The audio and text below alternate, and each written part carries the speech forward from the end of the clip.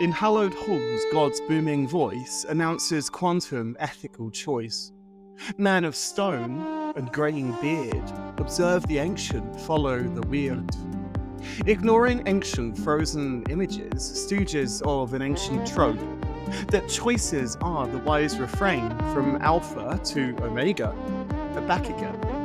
Modern though this ancient twist defines a logic hard to miss. Goodness, mathematical will, defines soul, halved by thrills.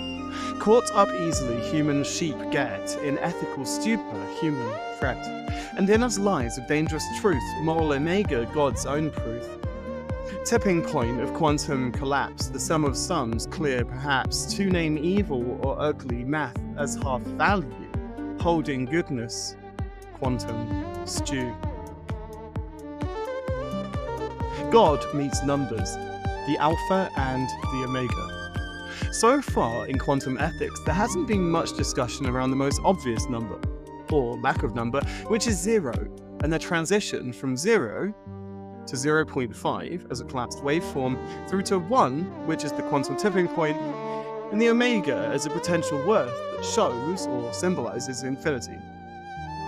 As an ordinal number, its value could be the start of all or everything, or simply where God meets numbers.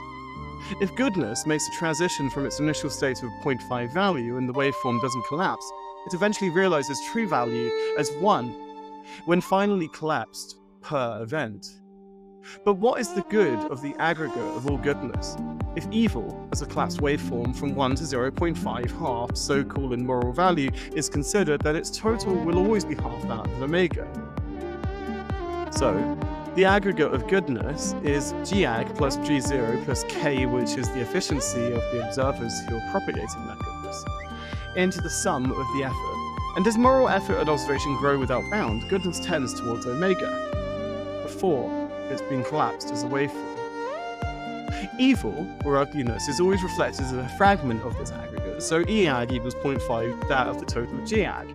Gag, again, was g0 plus k, which is the efficiency of the observers, plus the sum of the effort of those observers together in the total. Or we can put that into a ratio. Evil can never reach omega. It remains half shadow of whatever goodness approaches. And essentially, the aggregate of good will always reflect the true nature of evil back at itself, just as an observer allows morality to be truly normative rather than merely relative. The value of true evil is always captured within God's omega, which is reflected as half the value as good at any point. This does not mean that evil is simply good, but halved. But rather, at the quantum tipping point, goodness almost becomes an observer itself and can name or observe evil, thus defining it clearly in contrast to goodness.